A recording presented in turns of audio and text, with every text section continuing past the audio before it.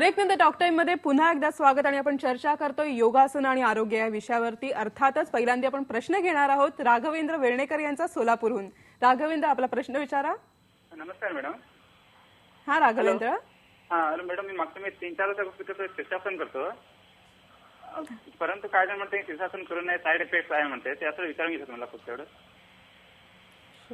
शीर्षासन करायला काहीच हरकत नाही। आपल्याला जर काही दुसऱ्या शारीरिक व्याधी नसतील, आपल्याला कुठे स्पाइनला इंजुरी नसेल, ब्लड प्रेशर नसेल तर किंवा हार्टचा काही प्रॉब्लेम नसेल तर आपल्याला शीर्षासन करायला काही हरकत नाही।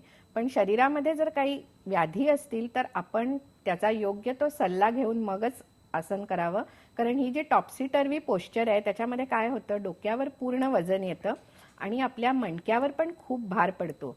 तर त्यामुळे तिथे जर काही ऑलरेडी इंजुरी असेल तर तुम्हाला त्याचा त्रास होऊ शकतो। म्हणून केवळ ह्या ज्या टॉप्सी टर्वी पोश्चर्स आहेत जिथे डोक्याचा भाग खाली पाय वर, त्या आपण नेहमी सल्ला घेऊनच कराव्यात। पुढचा प्रश्न येतोय परवीन बलवली यांचा मुंबईवरून। परवीन आपला प्रश्न विचारा।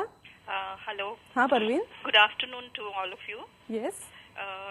I'm sorry I cannot talk. I don't know Marathi. No problem. So I would like to speak in English.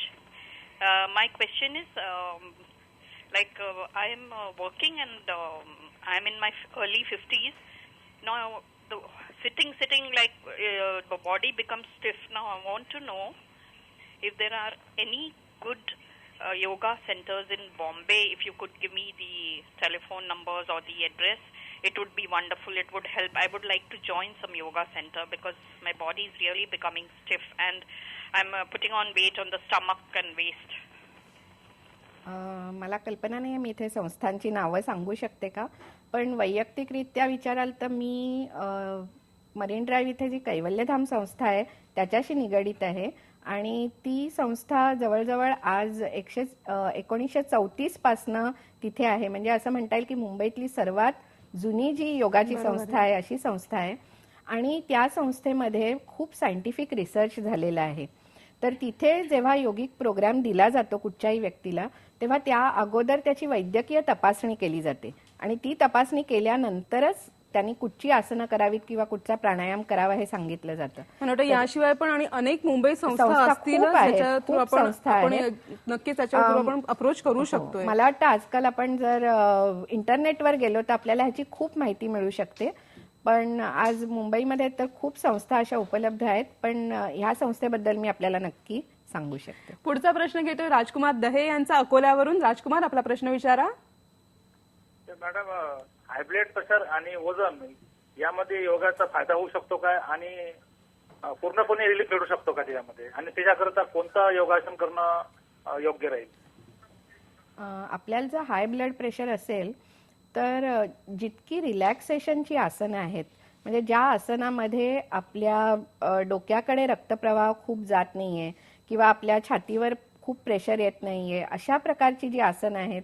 आता आपण हाय ब्लड प्रेशर असेल तर आपण बसून पर्वतासन किंवा चक्रासन किंवा ह्या प्रकारची जी आसनं आहेत जिथे फार ब्लड फ्लो आपला चेंज होत नाही, अशा प्रकारची आसनं आपण करू शकता।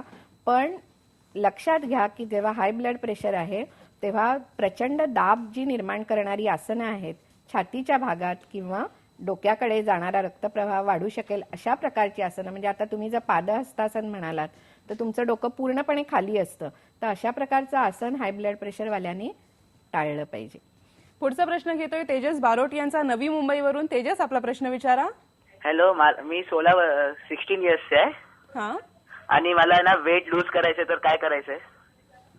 आपलं वय असं आहे की आपल्या वयाला आपण खूपच ऍक्टिव्ह, म्हणजे 16व्या वर्षी म्हणजे आपण खूप ऍक्टिव्ह राहू शकता। तर त्यामुळे जर सर्वात लवकर आपल्याला वजन कमी करायचं असेल तर त्यासाठी धावणं आणि फास्ट वॉकिंग हे 2 एक्सरसाइज खूप महत्वाचे आहेत। पण त्याबरोबर जरी तुम्ही योगासनं वगैरे करत राहिलात तर तुमच्या शरीराला एक व्यवस्थित टोन मिळत जातो, एक जो ताण मिळतो आपल्या मसल्सना किंवा बाकी आपल्या शरीराचे जे सगळे अवयव आहेत, लिगामेंट्स आहेत आतमध्ये। तर योगासनांचं महत्त्व हे आहे की आपण जो इतर मशीनवर एक्सरसाइज करतो त्यापेक्षा योगासनाने आपल्या पूर्ण शरीराला ताण चांगला मिळतो, न्यूरोमस्क्युलर कोऑर्डिनेशन त्यामुळे वाढतं, आपली पचनशक्ती वाढते आणि त्यामुळे ह्या सगळ्यामुळे वजन कमी करायला नक्की मदत होते. पण जर फार लवकर काळात वजन कमी करायचं असेल तर त्याच्याबरोबर धावणं आणि फास्ट वॉकिंग हे ऑल्टरनेटली करायला हरकत नाही. मला वाटतं योगासनं हा आजकाल इतका रेग्युलर विषय झालेला आहे की प्रत्येकाला योगासनं करायची असतात, उत्सुकता असते. पण आज तुम्ही ज्या प्रकारे मार्गदर्शन केले मला वाटतं त्याच्यामुळे नक्कीच चांगल्या प्रकारे योगा करणं, योगासनं करायला नक्कीच सगळ्यांनाही मार्गदर्शक ठरेल. धन्यवाद, तुम्ही आलात आणि आमच्याशी इतकं छान बोललात त्याबद्दल. डॉक्टरमध्ये आज आपण चर्चा केली ती योगासन आणि आरोग्य या विषयाबद्दल. आणि उद्या भेटणार आहोत orthopaedic surgeon doctor Subodh Mehta यांना आणि चर्चा करणार आहोत ताण बैठ्या कामाचा या विषयावरती. तुम्हाला जर काही प्रश्न असतील तर उद्या मला 1:30 ते 2 या वेळेत नक्की फोन करा. आमचा नंबर आहे 02266899204. टॉक टाइम मध्ये आज इतकंच. अचूक बातमी ठाम मत पहा फक्त IBN लोकमत.